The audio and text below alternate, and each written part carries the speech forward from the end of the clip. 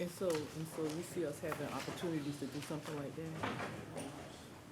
Well, some kind of niche in a certain industry, something that's already working for us.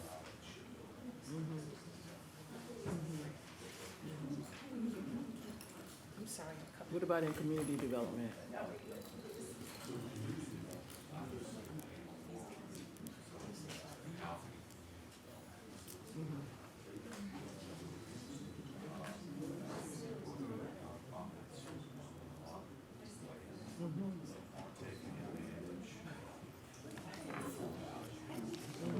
Okay.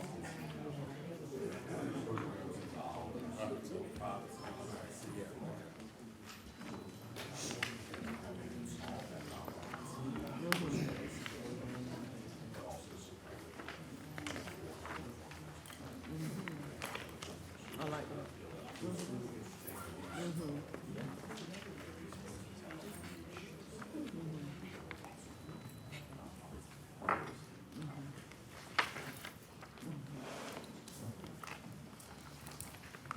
Good afternoon. Afternoon. All right, we're gonna go ahead and get into our workshop session. Today is September 11, 2025. I want for us just, and we'll do it later on as well, is take a moment of silence to remember this day 24 years ago.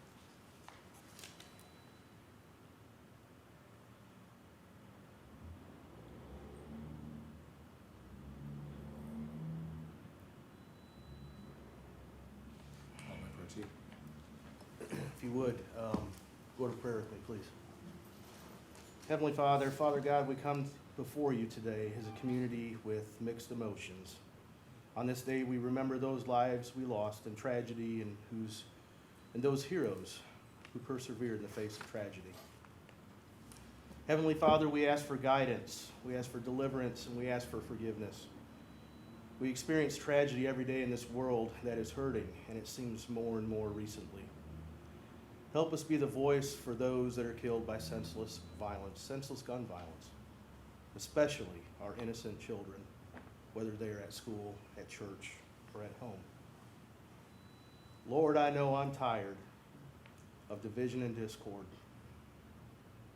Open our eyes as a community and as a nation to understand that we are all God's children, regardless of the color of our skin, who we love, or what we believe.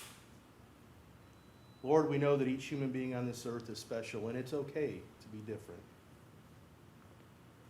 I pray that we all spend time to appreciate those differences and celebrate love rather than harbor hate. The Reverend Dr. Martin Luther King Jr. taught us that darkness cannot drive out darkness. Only light can do that. And hate cannot drive out hate. Only love can do that. Lord, we ask for unity among our neighborhoods, our community, and our nation in this time of hurting. And Lord, we pray the prayer that you taught your disciples to pray, praying that our Father who art in heaven, hallowed be thy name. Thy kingdom come, thy will be done, on earth as it is in heaven. Give us this day our daily bread, and forgive us our trespasses as we forgive those who trespass against us. And lead us not into temptation, but deliver us from evil. For thine is the kingdom, and the power, and the glory forever. Amen. Thank you.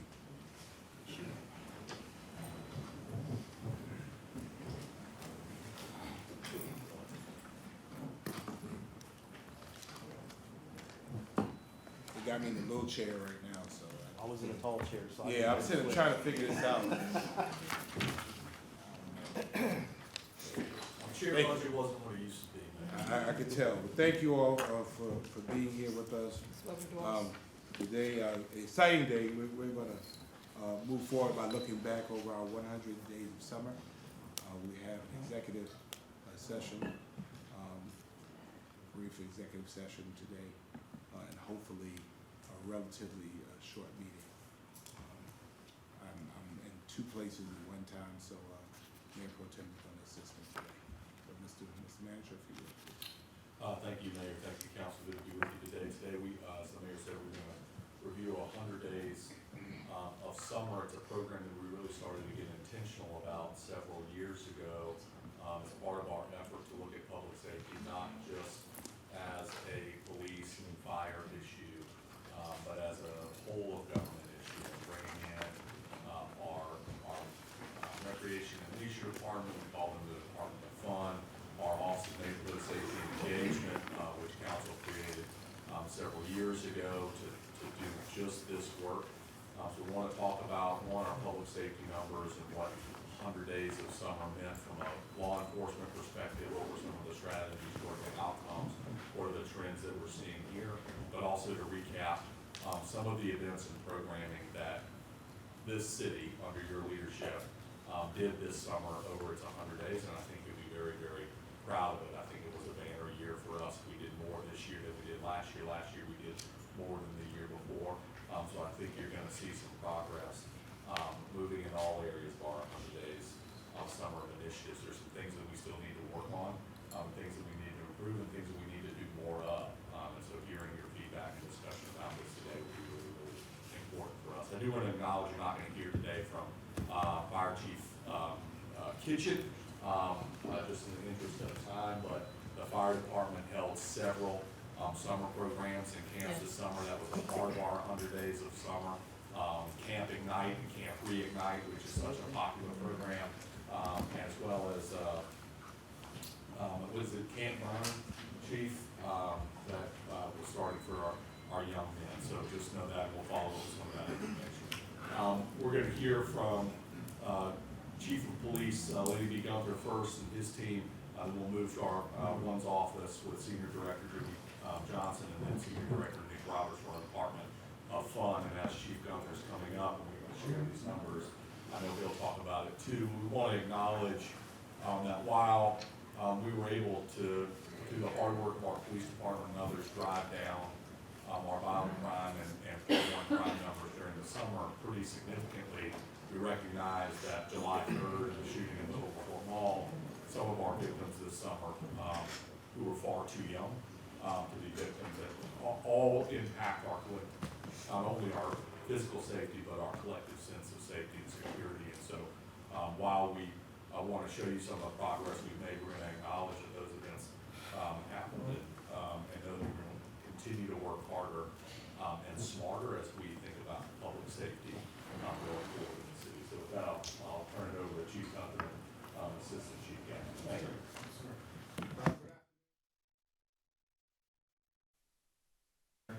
Assistant City Manager, your steadfast investment in the Savannah Police Department and our 100 Days of Summer initiative has fueled real progress in building a safer, stronger Savannah. And on behalf of SPD, we really want to thank you for standing with us. Before I get started with my presentation, I want to somewhat piggyback on what our city manager said. Despite the hard work of our law enforcement and community partners that resulted in decreases in our fault-run crimes this year and during the summer, we acknowledge that one crime, one shooting is one too many. Anytime senseless violence occurs, we know from experience, personally and professionally, that sends a ripple through our community. We know that our city was deeply shaken by the heartbreaking tragedy that took place in July at the Overflow Mall. Ms. Tina Smith, a beloved wife, mother, and grandmother, was tragically taken from us due to the cowardly acts of those who chose gun violence. Although we arrested all 6 involved, her passing has left an immense void in our community, and our prayers continue for her family and those that love her. Senseless gun violence is unacceptable in our city, and we stand firmly against it. Savannah Police Department, along with every one of you, will dedicate every resource available to ensure that those who resort to guns for violent acts face the full weight of the law. Gun violence has no place in our city, and together, we will continue to build a safer, stronger Savannah for all.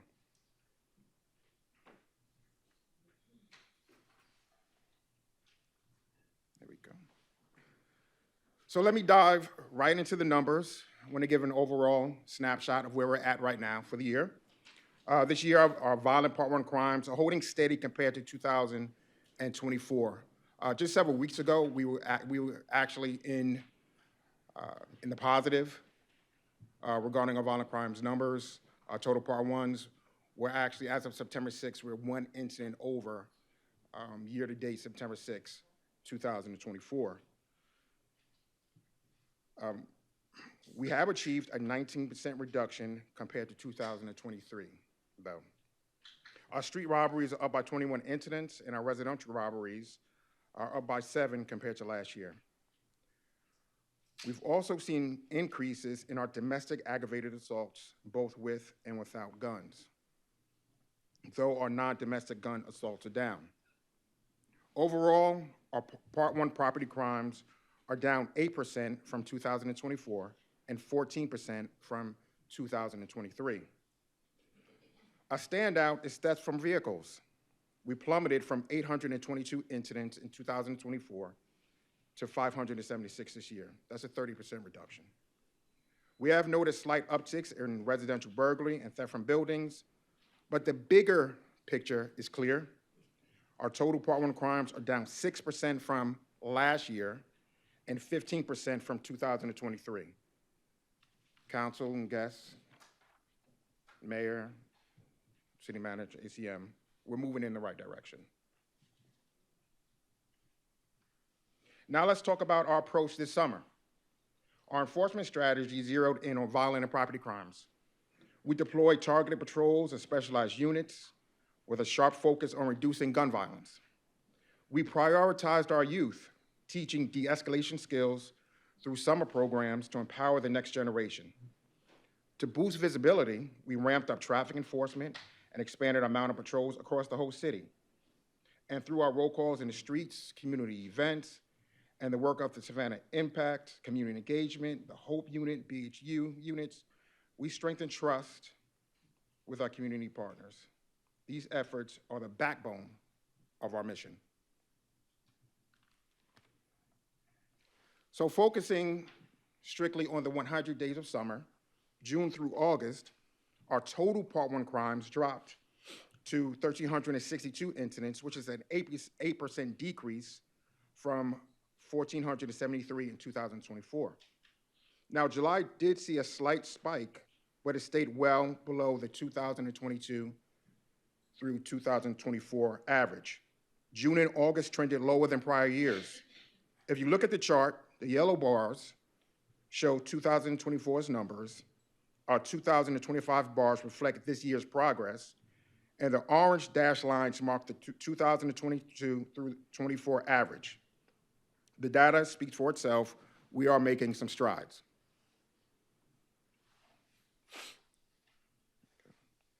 Now, breaking it down in terms of violent crimes, we saw decreases in homicides, rapes, commercial robbery, and aggravated assault with guns.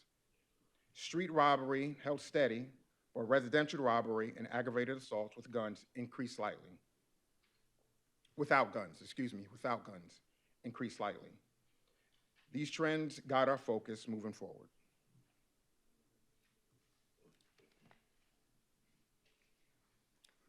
So in shootings, we've had decreases. In 2023, we had 71 shootings during the summer. In 2024, that rose to 76. This year, we saw a reduction to 54 shootings, a 29% reduction from 2024. Fatal, non-fatal, person shot at, and property damage shootings all declined. But again, let me be clear, one shooting is one too many, and we remain relentless in our fight against gun violence. At SPD, we know that keeping Savannah safe goes beyond enforcement. Our most powerful tool is community engagement. It's at the core of everything that we do. Our community engagement team, civilian staff, Savannah Impact Patrol, and all units work year-round to build trust and partnership with the people that we serve.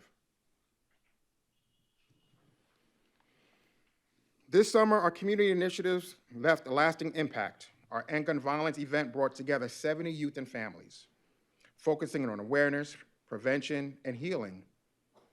Our SIP summer camp, in partnership with Loop It Up Savannah, engaged 40 young boys and girls with STEM activities, journaling, and mental wellness sessions led by Dr. Blaylock. They fished at Fort Pulaski, where they earned fishing licenses, enjoyed arts, movies, bowling, and splash pads, and they even joined in some fun with the mayor's Play Ball initiative with the Savannah Bananas. They were taught critical de-escalation skills and defensive tactics. It was a busy, transformative camp, and I thank everyone who made it a success. As our students geared up for school, we stepped up. We increased targeted patrols around schools, coordinating with our Board of Education police, and distributed 450 backpacks and 250 hygiene packs to our youth. We enrolled 13 kids in our POW program, recruited 10 new girls for Girl Connection program, and we actually welcomed a new volunteer coach. In partnership with the District Attorney's Child Support Division, we helped 5 men reinstate their driver's licenses, strengthening families. Because at SPD and in Savannah, we know that stronger families build safer communities. Our highlight of the summer was the inaugural class of Beyond the Badge, Girls Police Camp.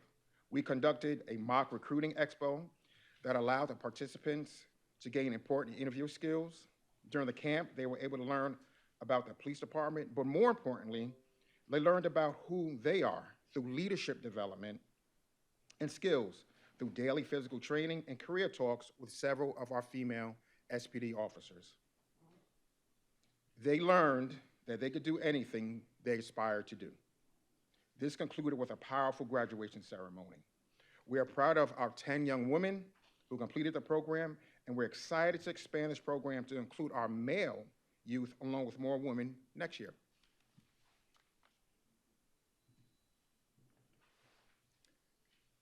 Mayor and council, city manager, assistant city manager, none of this would be possible without your support and the tireless dedication of our sworn and professional staff. The 2025 100 Days of Summer shows that what we can achieve together. We're committed to even greater progress in the years ahead, building a safer, more connected Savannah. We thank you so much for believing in our collective mission. Let's keep pushing forward. I will now introduce. If I could stop there, before we move on, Okay. Mayor Pro Tem, maybe you could take some questions specifically for SPD and some of the strategies. Council members? Alderman Pertee? Thank you, Chief. If you could you provide council, I know you can't do it right now, but could you provide council with age range, just the age range only, of the shooting victims that we had for 2025, and then the known suspect or known offender ages as well that correspond with that? One for the year or for summer? Just for summer, just for summer.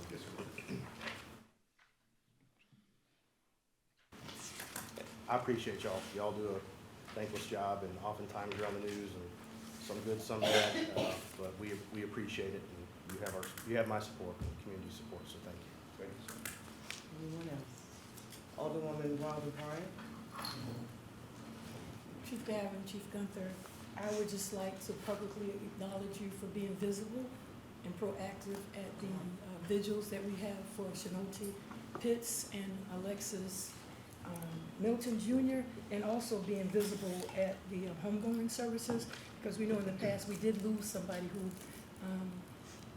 attended one of those. Thank you for being visible, and thanks for just being reachable and being visible in our community and willing to work out of the box. Thank you, Chief Kaplan, Chief Gunther, and Adams, who's not here.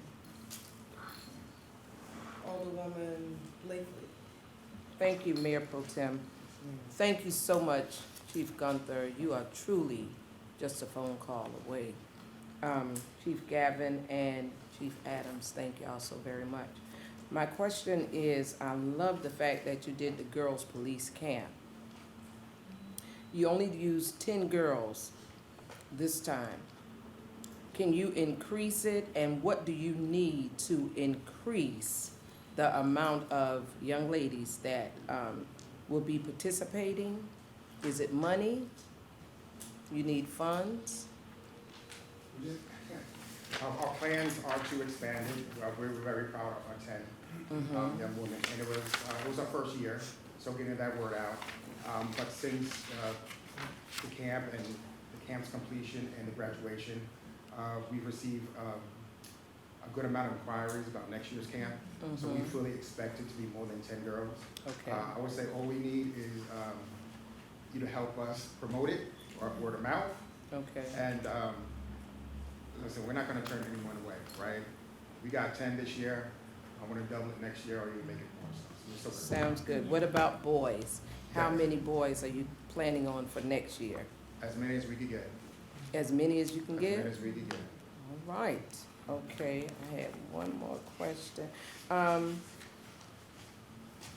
Why were you only allowed to get 5 individuals reinstated? Their licenses reinstated. What happened? Was it not more? Because I know for a fact, I've worked with the district attorney myself Right. in reference to the expungement program that she does. And I'm just curious as to why it was only 5. Alderwoman, I have to get back to you on that. I will make sure we get an answer for you on that specific number and why it was 5.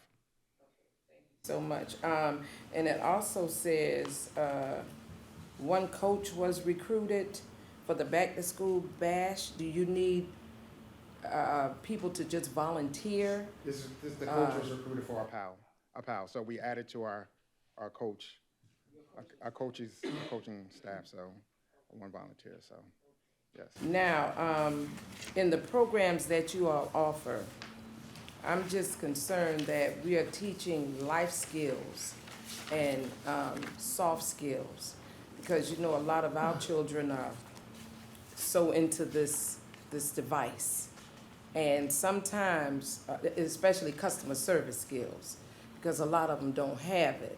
So are you putting a program like that in place to teach them those type things? I know through the Savannah Impact Program, we have conducted classes, like, how to, interview for jobs and things like that, but I can certainly bring that point up and see what else we can offer to our generation, our younger generation, when it comes to soft skills training.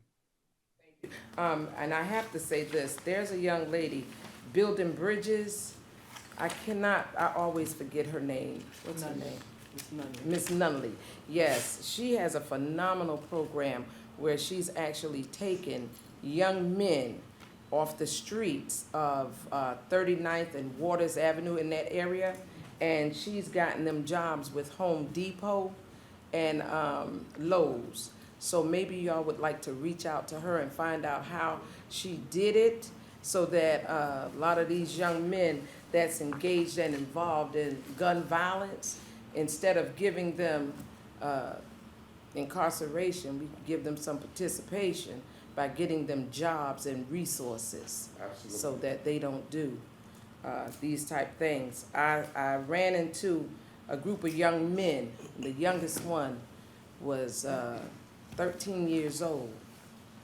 And they had a gang. I'm not gonna mention the name of the gang, but by the time I got finished talking to them, that gang mentality, it wasn't gone, but it was thought about. So if we do different things and think outside the box, a lot of them, they're looking for funds. They're looking for money, for resources. So we have to figure out a way to get them employed and to give them the resources that they need. Thank y'all so very, very much. Thank you.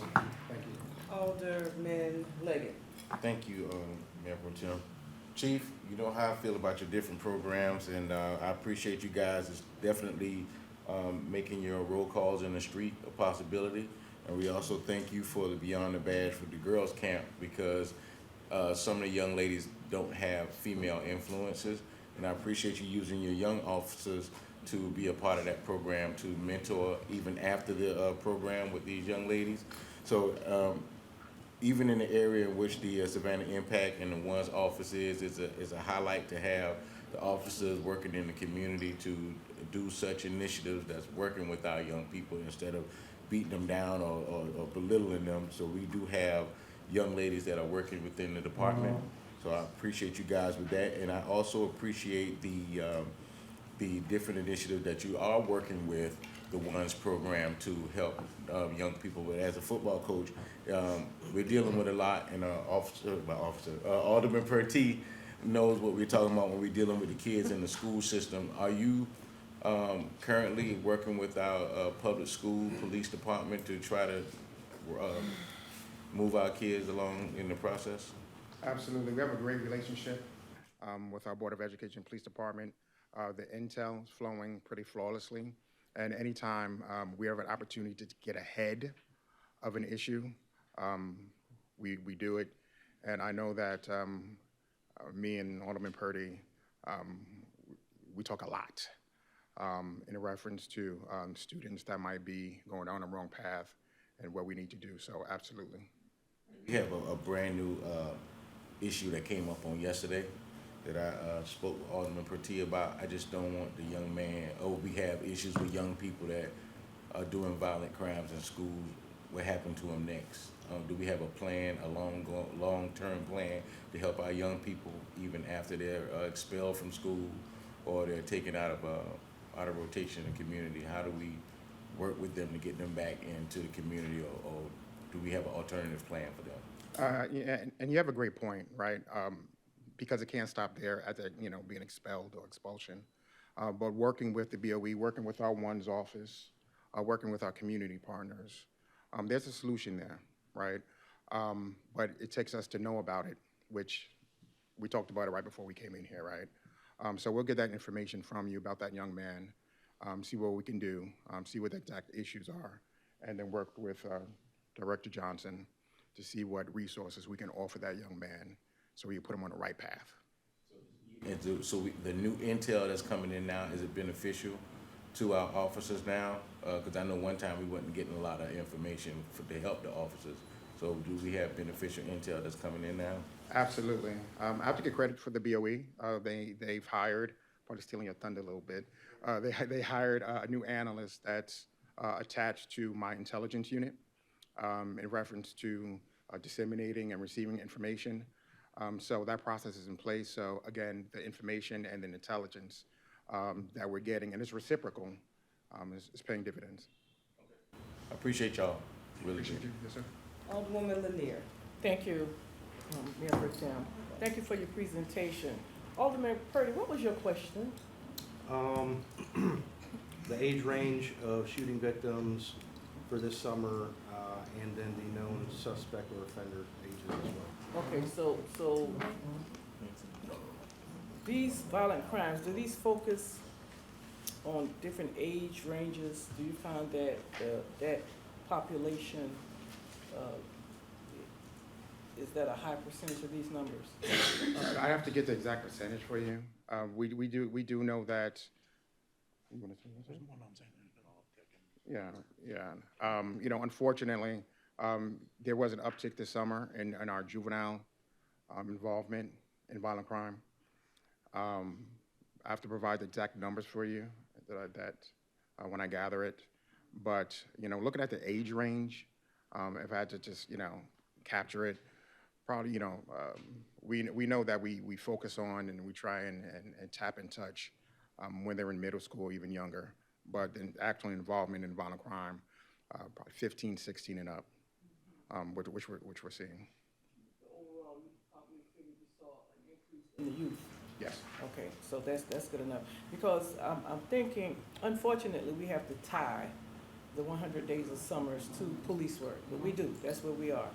And in doing that, and in looking at these numbers on your violent crime, on that slide,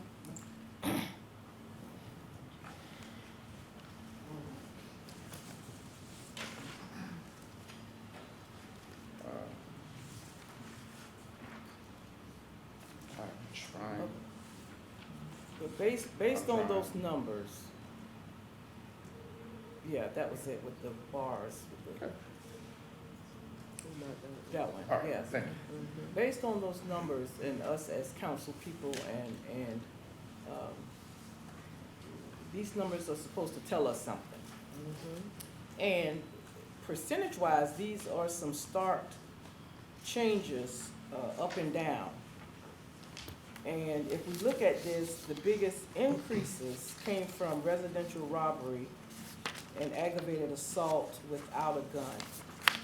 So if we're looking at that youth population, you know, criminals, crime, and what we can say from these, based on these numbers is that, of course, there was much more residential that's familiar, that's in the neighborhood, in the community, whatever, robberies and aggravated assault. A lot of that is people who know one another, so we're talking a lot of familiar type crimes that we saw an increase in, because your largest decreases were up here in rape, that commercial robbery. So commercial robbery and this residential robbery, so I'm thinking mindset, so people maybe venture out of the familiar neighborhood, now they're breaking into these commercial places, and there was much less of that. So I can see that youth population with this residential robbery increase, you know, it all makes sense. And in looking at these numbers, I was wondering whether we tie these numbers to some of our other numbers like recreation or these programs. It should be some type of relationship, some type of correlation in these numbers.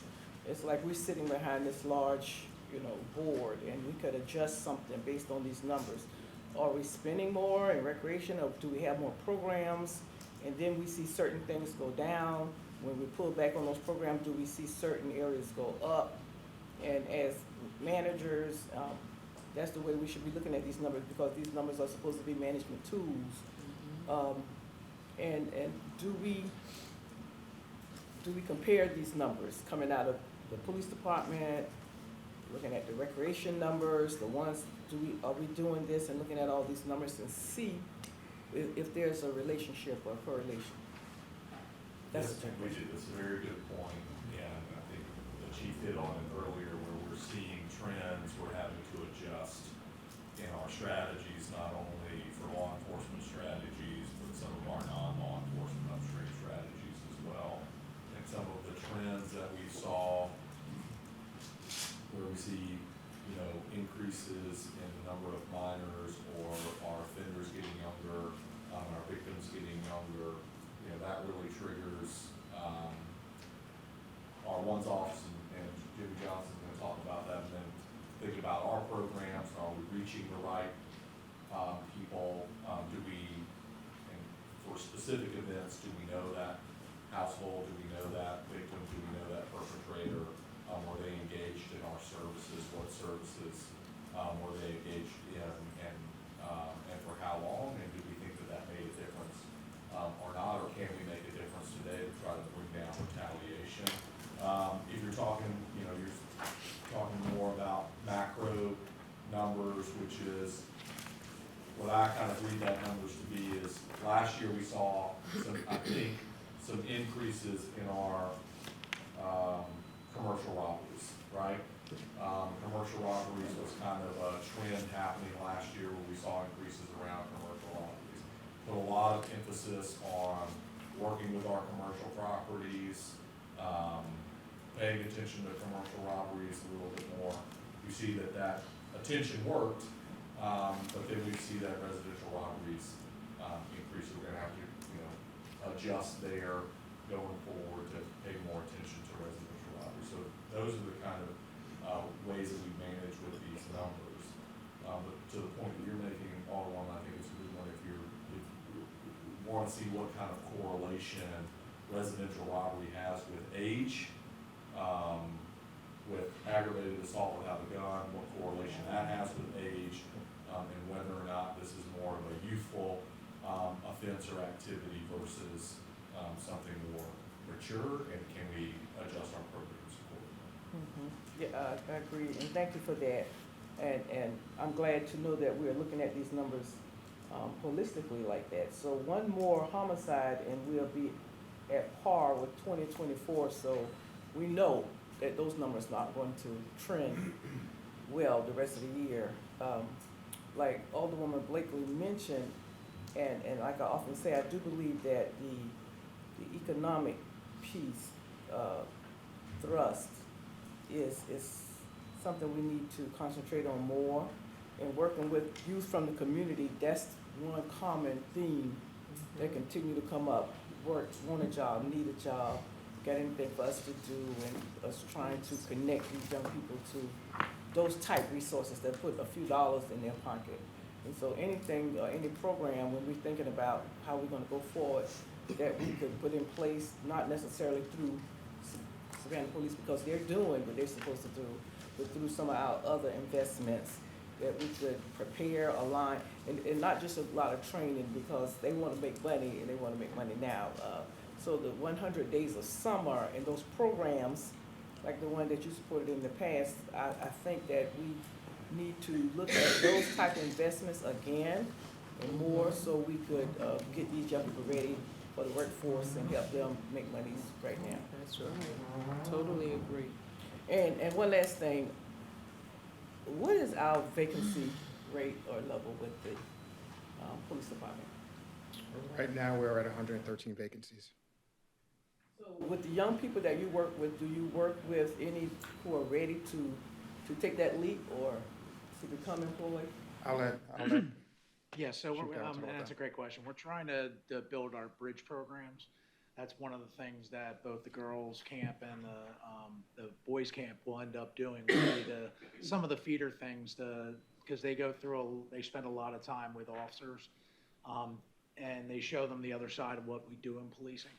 And so, you know, coming out of the girls' camp, we saw several of those females that were talking about wanting to step forward in the next couple of years. And so we're going to keep engaged with them and keep, you know, keep our hands on them, because they're also monitoring how they're doing at school and offering different tutoring services, things like that to them as they move forward. But we're hoping that we can bring them in to the police department, you know, as soon as they get to the age. Thank you. Alderwoman Bell? Thank you. I was going to relate to Alderwoman's Blakely's point about job readiness, that sort of thing, and also what you were saying. Thank you all for what you did. Thank you for the work that you do. We appreciate it. I think this is, in fact, I know that this is not just a Savannah Police Department problem. This is a community problem for community issues. So I think we probably might want to consider more of a collaborative approach. And I know you all do that. As you mentioned, you work with the district, school district, but also with some of these other community agencies, and try to, during the summer, try to prepare these kids for the workforce, even the ones who are young. We can get them into some internships or something. And there are enough agencies out there, partner agencies, Gavin, you work with them, you know, that are doing that. So we just might want to try to, you know, kind of look at some of the things. Everything that's in the past wasn't bad. Some of it actually worked. So as Blakely said, you know, and Lanier too, these kids want to make money. So if we can do what we can to contribute to getting them ready for the workforce and getting them to the point where they can make money, I suspect if they are working and doing constructive kinds of activities, they will probably be a little less likely to become involved in behavior that we don't want to see. It's true. Alderwoman Waldemar. I just wanted to reiterate the badge ceremony. It was amazing. I enjoyed it. Parents were engaged. The police officers, I believe they built lasting relationships, and that's what we want to do. The other thing is there is an amazing therapeutic ranch in the 3rd District. Her name is Peggy Noon, and she wants to offer, I've sent you her number. Yes. She does the rehabilitation. I'm sure you're aware of it. She'd love to work with your girls and anybody, maybe a night there, riding horses. Community partnerships, they do work, and they defray the cost of the things that you have. And I also want to remind council that we have partnered and gave money to Coastal, who does the labor ready stuff. And in each of our community centers, there are back-to-work training routes. The park has one, WW Law. So we are engaged about Workforce Ready. That is part of our mission in the community. Please contact Ms. Noon. She's ready for you. I will sent do you the number. today. So thank you for what you do, Gavin. Appreciate you. Chief, Assistant Chief, everybody, City Manager, thank you all so much for great engagement through these 100 days of summer. I just want to commend you all, as it's been said already, at the table in reference to Beyond the Badge for the girls' police camp. Thank you all for just continuously stepping up to the plate when it comes to our young women. At one time, they were not mentioned or included. So I thank you so much for the inclusivity of our young girls. And then we will continue to bring on our young men. The other thing I want to mention is because we have such great technology with the city of Savannah through all of our devices, digital devices, and our television station and things of that nature, which is so great that it continues to advertise and to showcase the work that we have done. So I just want to let you all know that that is a great tool, and let us continue to put out what we've done so that our public can see the work and then spread the good news around. So when the summertime comes again, interest will be heightened, and our boys and girls and parents, it's another thing, our parents will also be educated to get our children involved with the great things. And I want to commend everybody, the great things that is being done to keep our community safe. Also with the ONE's office, and I know you're going to be coming up, I just want to make this comment right now. Thank you, City Manager, for including them as I read the text that you all send to the mayor and council immediately when things happen, that you're including the ONE's office and being on site and being involved and just being on the case, especially with our young people. So thank you all so much for that. And that's, you can go on, City Manager. Thank you, Mayor Pro Tem. Especially on this day, September 11th, thank our first responders who do a phenomenal job with police department's hard work. They do a great job. Thank you, Chief. Thank you, Assistant Chief, for everything you do. Thank you, sir. We'll bring up Jimmy Johnson, our Senior Director for the Office of Neighborhood Safety and Engagement, and then we'll hear from Nick Roberts, our Senior Director from our Department of Recreation and Leisure, or what I like to call our Department of Fun. And this is kind of the other side of our 100 days of summer. So Jimmy, thank you. Thank you, City Manager. Good afternoon, City Council, City Manager, Assistant City Manager as well. I am the Director of the Office of Neighborhood Safety and Engagement. I will reiterate what Chief Gunther said. Thank you, Council, for investing in an office such as the ONE's office. It has showed to pay dividends with the young people that we have touched since I've been here since January, especially this summer. So I wanted to highlight our 3 summer programs. The first one is the Neighborhood Improvement Teams. This is a program where we employ youth in 10 different neighborhoods to do beautification projects around their neighborhoods. In 2023, we had 7 neighborhoods participate, 2024, and in 2025, we had 10. The participants in 2023 was 45. It rose in 2024 to 64. And this past summer, we had 83 youth and 17 site supervisors, so a total of 100 individuals employed through the NIT program, which is an 84.44% increase in participation over the last 3 years. And those 10 participating neighborhoods were Collier, Brownsville, Fraser Homes, Hudson Hill, Caden Homes, Leeds Gate, Liberty City, We added Mohawk Lake, as well as West Savannah, Windsor Forest, and Woodville.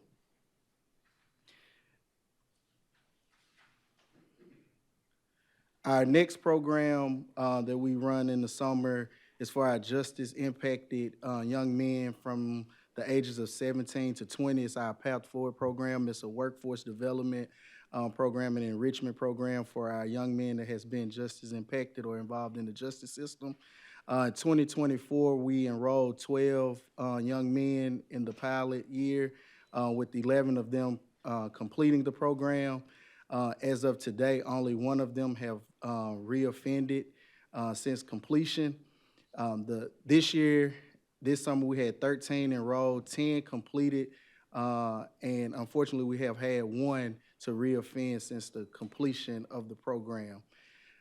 These young men that recently completed it, the other 9 are either employed or completing their GED or high school diploma at this time.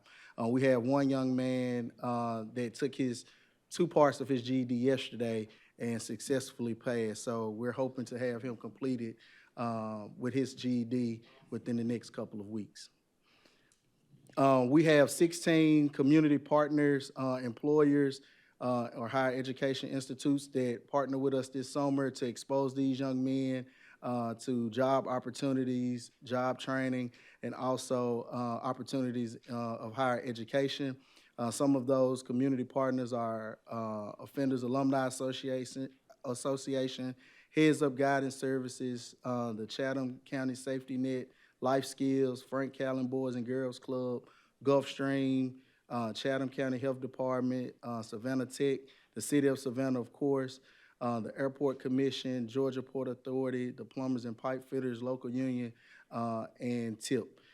And that shows the major collaborative efforts that we're trying to build with our community partners to really pour into these young men. The other thing that came out of this program was a need that we saw for young ladies. So we will be launching a three different sessions in the fall to see what the needs are for our young ladies in this age range.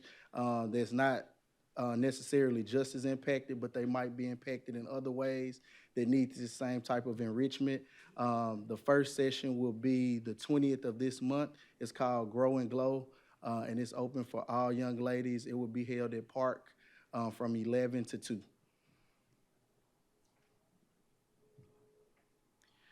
Our final program that we had this summer was Young Artists of Savannah United. This was a piloted program for this summer that really gained traction.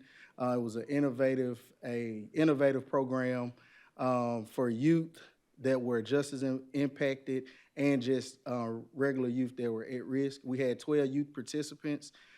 They came together to express themselves through the fine arts of playwright, to bring awareness to gang violence, gun violence, as well as the stigmas that they face on a day-to-day basis as youth, such as snitching and the pressures of peer pressure.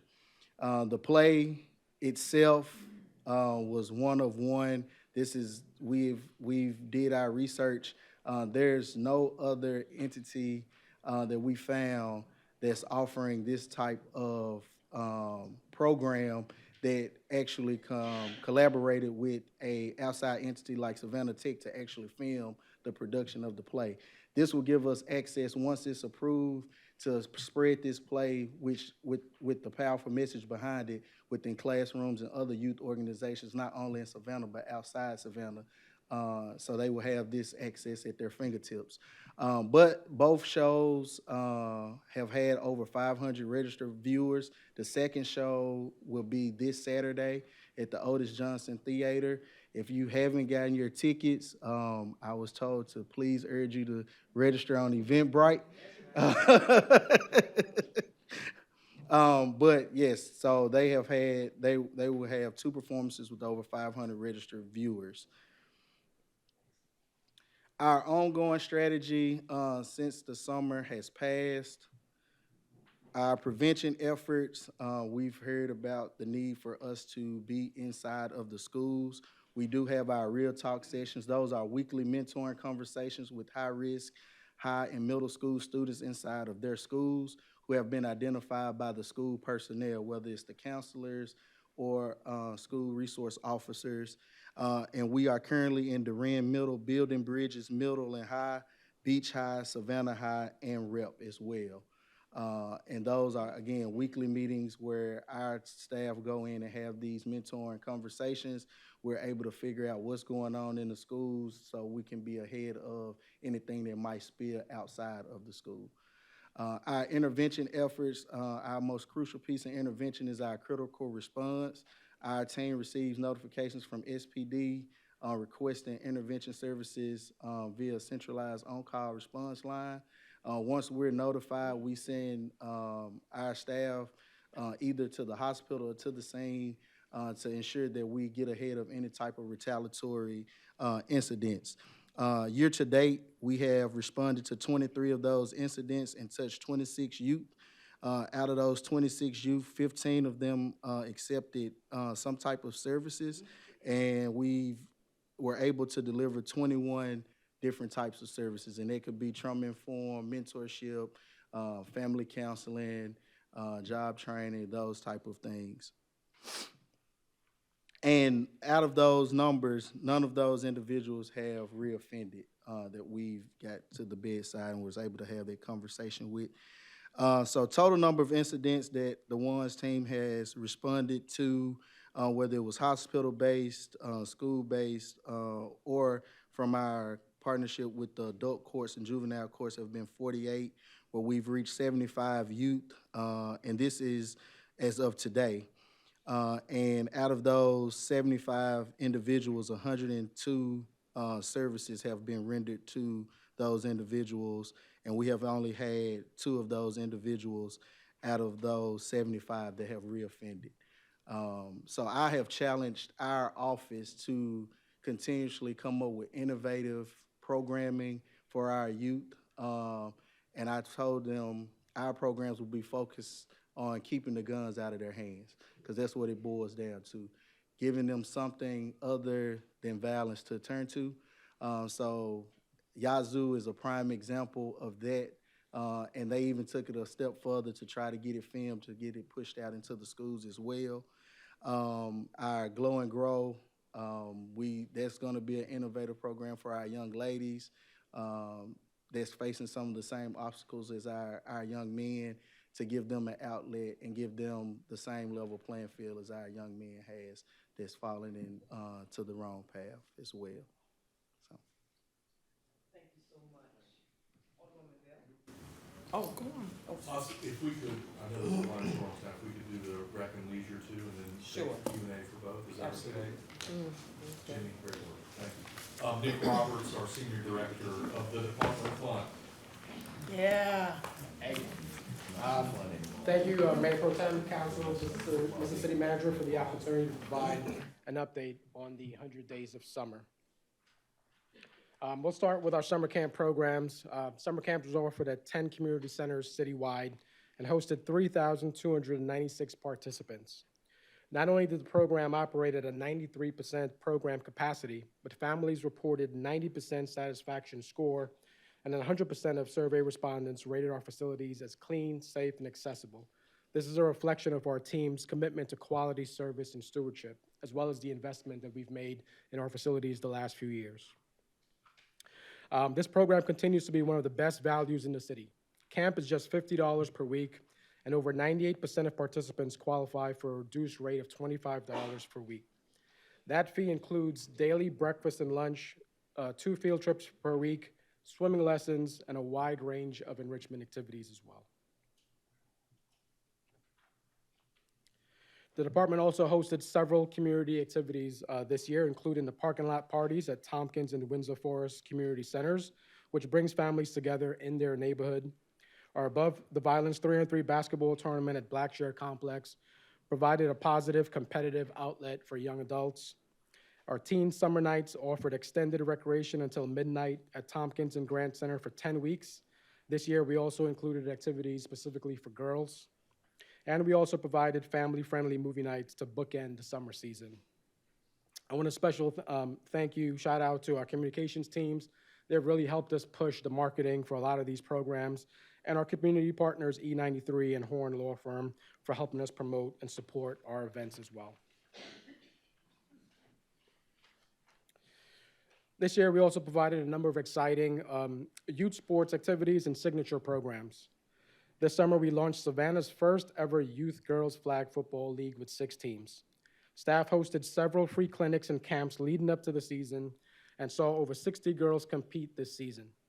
We look forward to recognizing the championship team at the upcoming council meeting on October 9th as well. Our chair program also moved over to the Civic Center this year for better accessibility and also grew to over 200 participants. The program is staffed by 24 collegiate and high school cheerleaders offering both engagement and seasonal employment opportunities. Local youth also enjoyed 2 signature events this summer. The Mayor's Play Ball Initiative, in partnership with Major League Baseball and the U.S. Conference of Mayors, hosted at Grayson Stadium with the Savannah Bananas. And then the Pups Day Out football camp with NFL champion Nolan Smith, which was held at Morris Field, which is an unforgettable experience for young athletes. And then finally, it would not be summer without our pools and aquatics team. Our Learn to Swim program served 289 participants this summer, with 34 out of 39 classes at full capacity, highlighting the demand for water safety in our community. City Pools also welcomed over 14,000 visitors this summer, with Daffin Pool remaining open through September 25th. And then workforce development remains a priority, especially in this area.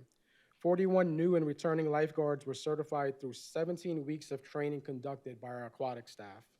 25 high school students were hired as lifeguards, many receiving their first paycheck with the city of Savannah. And our capital projects teams also completed and opened 3 new splash pads this summer at Live Oak, Tatumville, and Crossroads Villa Park. The program not only provides fun and enrichment, but also strengthens the neighborhood, nurtures young leadership, and builds community pride. I would like to thank the council and the leadership for their continued support, which ensures that Savannah families have access to meaningful, safe, and affordable recreation programs. I'd also like to take the opportunity to thank some of my staff who are in the room. They're generally at the community centers, but we forced them out today. And I want to recognize our Assistant Director, Peter Meyerhofer. I have Iris King, our Programming Manager, Ashley Sapp, and Jerry Pollard Dillard, our Regional Supervisor. We also have Ricky Allison, and then Bradley Robertson, who oversees our athletics, aquatics, maintenance, and our special projects as well, capital improvement projects as well. And with that, I will take your questions. Fantastic. I would like to first tell you all, in reference to the One's Office, thank you all so much for what you're doing in reference to having our young people involved.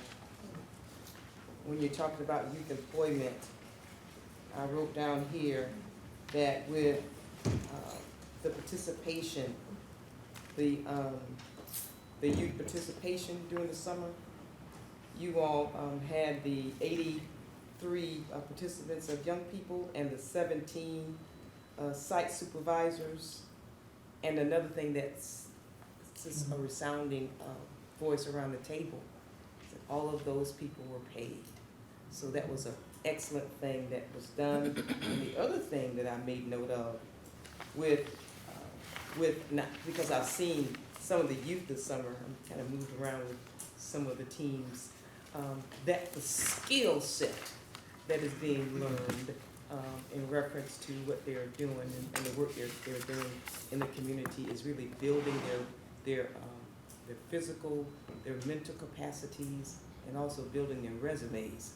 So when they start to go out and do their next level of work, that they'll have those skills on there. I got a question in reference to the engagement of the young women in the program that you mentioned, and the time. You said from 11 until 2. Is that on Saturday, or is that? That's a Saturday. September 20th is a Saturday. The kickoff is a glow and grow brunch. And these 3 sessions will Can be you go just, up to the mic for us? And just repeat it one more time. So the Glow and Grow initiative to engage our young ladies, the first kickoff is September the 20th. It's a brunch. Mind you, these 3 sessions are to garner the information from them about what they need. So we will use these 3 sessions to engage them, pull information from them to see what their needs are, so we can try to develop a program similar to Path Forward for them to meet their needs. Thank you so much. Alderwoman Bell. Oh, thank you, and thank you for your report. So I withdraw my recommendation to the chiefs. I withdraw my recommendation because one has it covered, so in terms of equipping them with, see, take another look. And to Nick, thank you, because, this is a personal thank you. My folk have graduated now from swimming classes to competitive swimming and lifeguard training, so I'm appreciative of all. Alderwoman Blakely. Thank you so much for your presentation as well. I see where you have community partners, and I see you only have the U.S. Army. Have you reached out to the other armed services in the community so that they could possibly participate, especially the reserves? So part of the U.S. Army, that individual from their recruiting office spoke about the reserves as well as full enlistment. There was a new partner that was added this summer, so we will look into adding other community partners going forward. Okay, and what is the age limit for the Glow and Grow? So for the 3 informational sessions, we are looking for ages 12 to 20. Again, this is for us to gather the data to see where the needs are. And then once we get ready to lay out the full program, we might see that their age needs to be adjusted because of lack of engagement from a lower age or a higher age. So. Okay, and it doesn't matter who these young ladies are? No, They ma'am. can just, and this is gonna be, where's the location? In Park. And from 11 to 2? Yes, ma'am. Okay, and the movie, the location is gonna be at the Otis Johnson, and what time? At 2:30. Doors open at 2:30. The show starts at 3. 30. You can register on Eventbrite. It's Checkmate Encore on Eventbrite. We were at 290 registrants before I left the office today. So. Okay, and you said that you're working with certain schools in the community. Name those schools again. Durand Middle, Building Bridges Middle and High, Beach High, Savannah High, and Rep. Okay. What about Windsor? Islands, New Hampstead? So Why aren't you in those schools as well? So we are waiting to get feedback to be invited into those schools, but as of today, from when school started, as of today, those are schools that we're in right now. The reason why I asked that question is because I know that you all have seen on the news where there were a bunch of fights going on in those schools, so we need to have ones in that area, in those areas as well. Now, flag football, Mr. Nick. Thank you so much, thank you.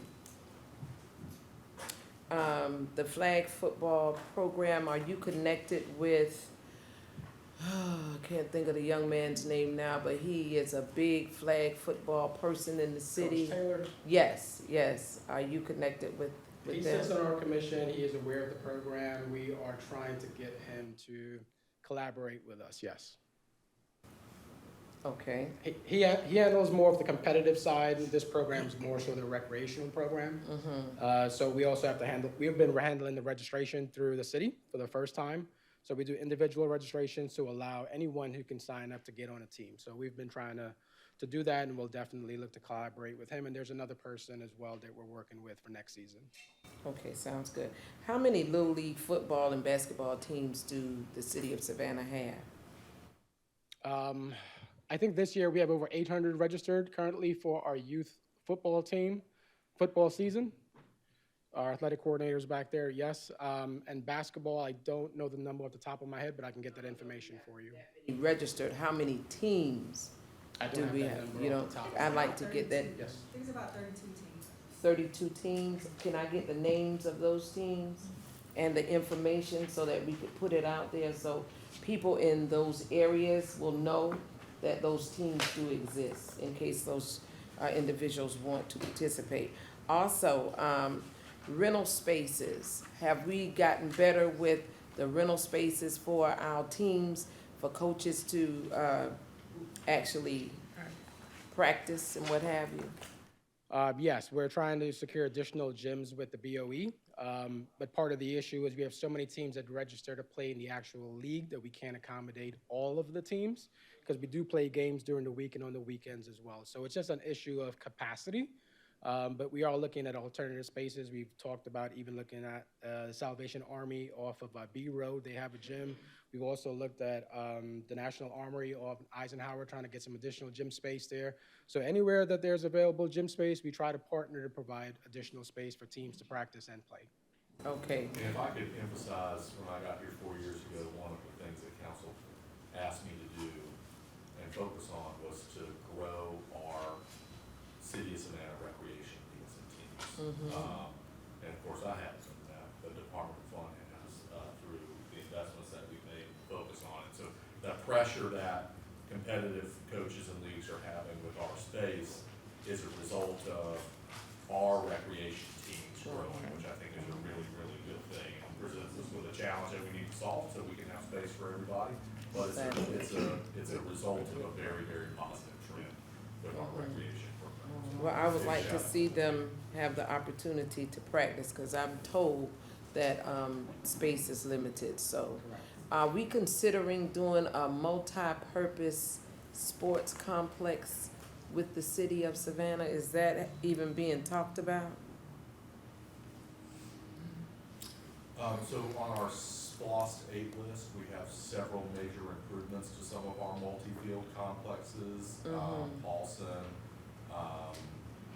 Guy-Minnick. I know the county is engaged in a multi-court, potentially though I think they've downsized the number of courts. They're on the south side off of Abercorn next to the Lowe's. And, you know, on your agenda today is a IDA for a multi-court gymnasium to be built in Carter Village, behind our community center there with the county. Alderman Purchase. Thank you. Appreciate y'all. That's good information. Recreation, I have seen with a lot of the investment in our city parks over the summer, seen a lot of our youth out there, which is great. Some of the programming, which is wonderful. One's office, to kind of back a little bit, let me backtrack a little bit and say that they are in some of the schools that you didn't list, which is great. It's usually when we, just without crossing a line here, they, usually you'll see the One's office where there's an incident that happens involving youth, and then maybe something involving youth in the community and other youth. So we've seen them at different high schools throughout the city. So just more than what you've listed, which is great. It helps all of us kind of approach solving some of those issues we're seeing with our youth. I really appreciate that.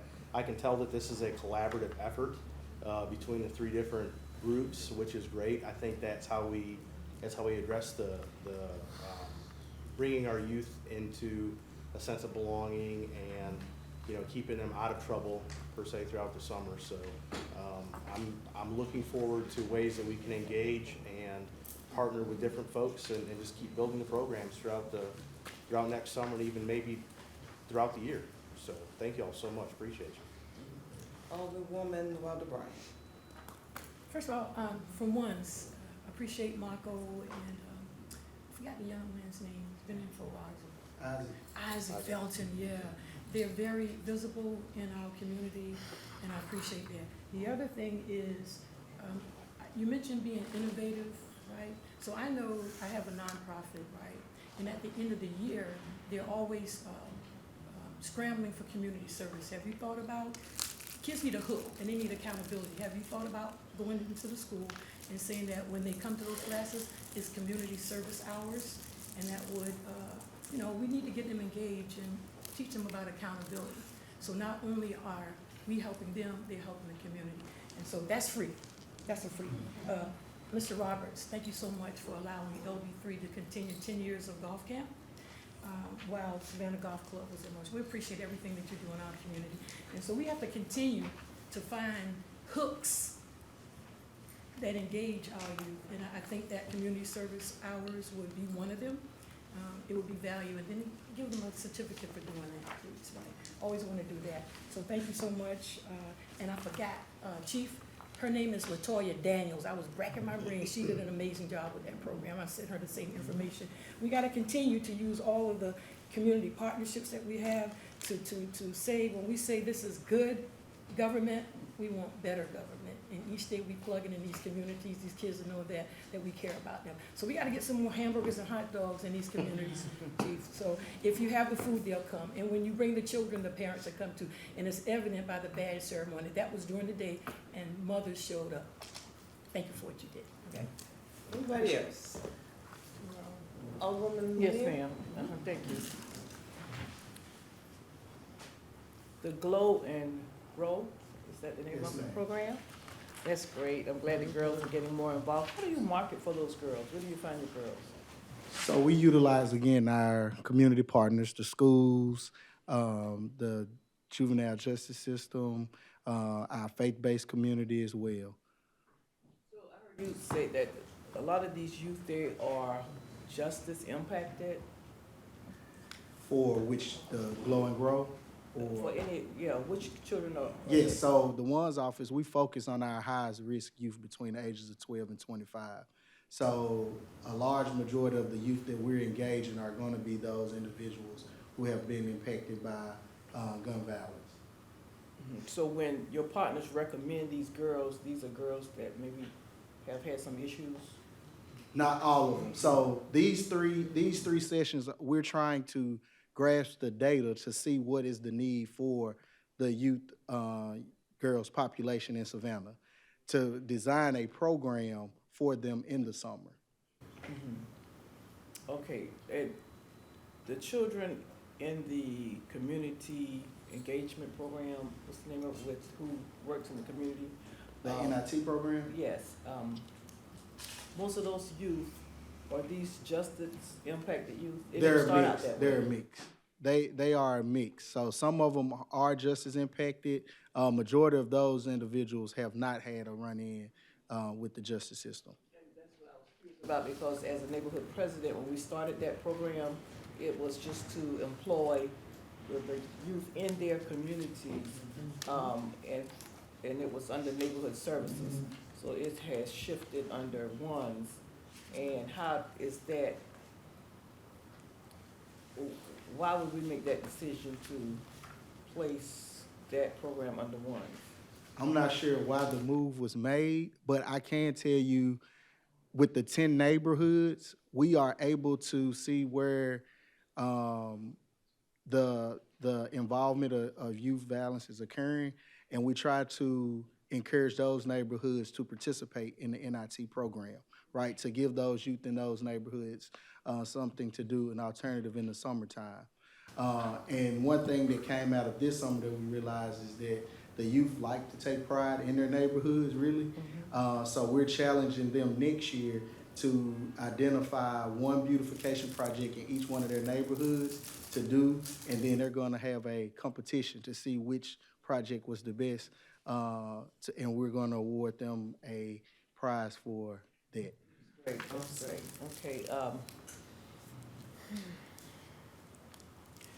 Nick. Thank you, appreciate it. You all are doing a great job. Thank you for being so responsive. The program with the tradesmen, with their exhibitions going to the different centers, that was great.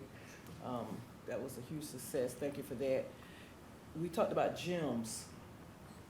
There's a gym in Caton Homes that we tried to get some support in reopening that gym because it has sat there empty, being used for storage for so long. So is that something, I think you can help us there from agency to agency and seeing what it would take to get that gymnasium open. And the YMCA on May Street, they're about to undergo some renovations or whatever, but I don't know if it's available now. I don't know the status of it, but that's another facility that hopefully we could work within that rotation to give some kids different options of having some places to practice trades. And that's it. Thank you. Mayor, Okay, before you say anything, and we're about to wrap this up, city manager, assistant city manager, I don't know if something more need to be said at this time. I was just going to respond to the question of Alderwoman Lincoln. That program was under the Community Services Department, which became Human Services. There was a period of time we did not have, if you remember, grants for neighborhoods, it went away. When we brought the program back, WANDS was coming into existence at the time, and the neighborhood coordinators transitioned and are now neighborhood liaisons with a slightly different focus within the community. It is the same program that you know. It's under the WANDS office, but it has not changed. So it is open to any of our neighborhood associations. I think in 1 year we expanded it beyond neighborhood associations and went with community organizations. So if we have anyone within the community that is willing to give up their time during the summer and supervise kids within the neighborhood, the goal was to make sure we had an employment opportunity for all of our young people. I think the spin that the WANDS office is able to bring to that program that makes it a little bit more unique than what we had before is that they added youth development activities. So it's not just working in the neighborhood, mowing the lawns and cleaning up for our senior citizens and doing beautification projects. They have a series that kids participate in that teaches them skills that even if they're not involved in violence, it helps them stay away from that, being able to identify bullying within the school, how to interact with the police in a positive way if something happens within their community, all the way to financial literacy and so forth. They also hear from people who have been have substance use issues and how their lives have changed, so there's a lot more exposure. And what we're hoping to do is that with that 83 to 100 kids, that I hope will grow into 200 and 300 kids, now you have more people outside in the community and in the schools that are peers of children who are on the cusp of being engaged, and that becomes our recruitment force within the schools that's helping to deter other fellow students within the schools. But we have the same thing, it didn't change. Kids within the neighborhood can certainly participate in it. Madam Pro Tem, I think that's great. I think that's great, and I'm glad that you all have added that enrichment. Check 1, 2, And testing 1, 2, 3. I think to be made that this is an excellent program. The recreation, they're doing a great job. And so when the children interact with the city of Savannah, it's going to be right now sports. And I think justice impacted is so important, but I don't want that to be the driving emphasis on us dealing with children's sports or the law, sports or crime kind of thing. You know, I think I tried to make this point before. We need to accentuate the positive. When we had the 100 days, maybe I don't have the right name, of the work program. Summer 500 program. I think that's a component that's missing. It is. And so that's just a point I need to make, because it's wonderful what you're doing here, but it's maybe a missing piece where we could accentuate more of something upwardly enriching and positive. So thanks for all that you're doing. Let me just add before, we also have our youth council, our youth ambassadors, ambassadors of high school and youth council, our middle school, which are about leadership and leadership through government. So to your point, Alderwoman Lanier, it's not just based in law enforcement. I think this city, and I've been doing youth programs across the country now for quite some time, really, has taken us to the next level in terms of really engaging people at the level which we need to reach them. I think everybody is at different places in those areas, and I think some ways maybe given the budget process, I really want to discuss with y'all about ways we could actually even increase that. Thank you. I think you made an excellent point, because that leadership piece is so important. I probably would have been one of those teens trying to lean that way, but at the same time wanting some money in my pocket. And so when you were out, we were talking about the enrichment piece, the economic piece of these kids these days. Seems like that's their priority. They want to make some money. They want to be employed. So if we could find a way to give a stipend to those leadership kids, I know they would love it even more. You know, find some ways of really kind of dealing with that. I mean, you know, these kids are so talented, and have ways, if we're able to kind of take that same energy and craft it in a way that, you know, creates that. But again, you know, we can do that, you know, when it comes budget time, we can create whatever we want to be able to help in that area. Alderwoman Blakely? Thank you, Mr. Mayor. I just want to let you know, your program was very good, the Neighborhood Improvement Program. My grandchildren participated in that program. And I want to say, Miss Bobby, I don't know what her last name is, but, and Anand Raul, they did a phenomenal job with those children. I'm a person who loves planting and working in the yard, and my grandkids came home and they were planting with me and working in the yard. But I want to piggyback off of what Alderwoman Lanier was saying about the enrichment piece. With the program being in the ONES program, we have to find a way to kind of separate the judicial part of it, because you will have a lot of parents that would think, I don't want my child around even participating in a program like that, because it's would put a stigma on, you know, these are kids that have issues, and my kid is this kind of way, and I know a lot of people are probably saying, well, that shouldn't be the case. No, it should not be the case, but that is the reality. So maybe just thinking about changing from the judicial piece to a separate, still under the ONES program, but just not with the judicial component with it. You understand what I'm saying? Oh, absolutely. In Okay. fact, that's been a discussion that we've had within the department.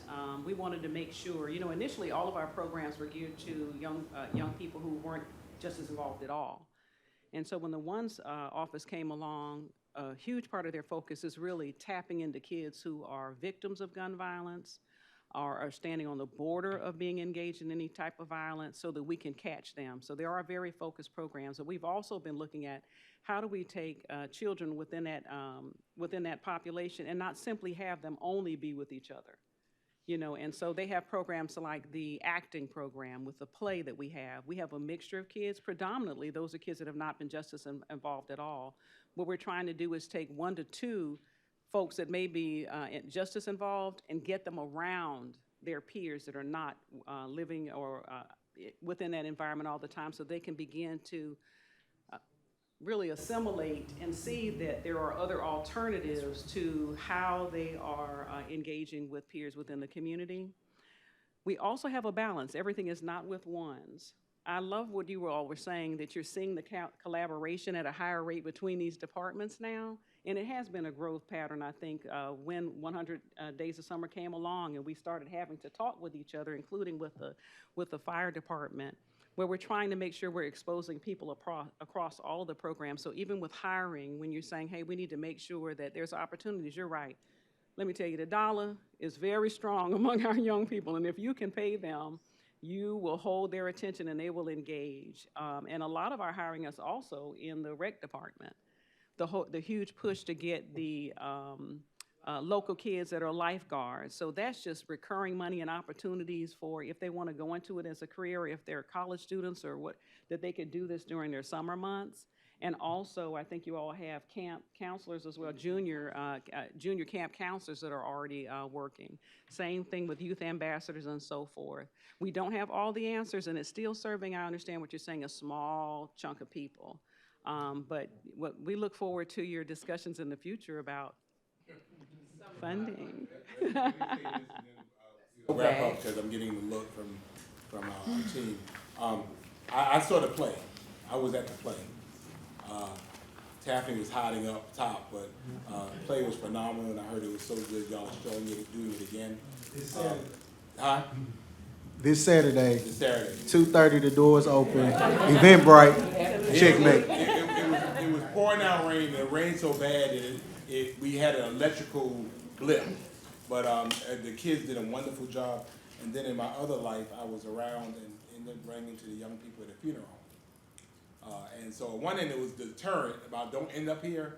But I think what we found was in the time, particularly in the preparation spaces, young people actually interested in funeral service. And so again, kids aspire to what they're exposed to. And so again, career exploration is really a good job. Thank you all so much. We'll get bigger and better and keep doing bolder things. Remember, we're Savannah, we started all this. We're gonna go ahead, we're gonna go for a brief lunch, real quick executive session. We'll start at 2. Thank you all, Team Savannah, thank you all. Thank y'all, Sir, good job. Mr. Mayor, need a motion to go into I need a executive. motion to go to executive session. So moved, sir. Second motion. Second. Second. Probably move to take- go to executive session.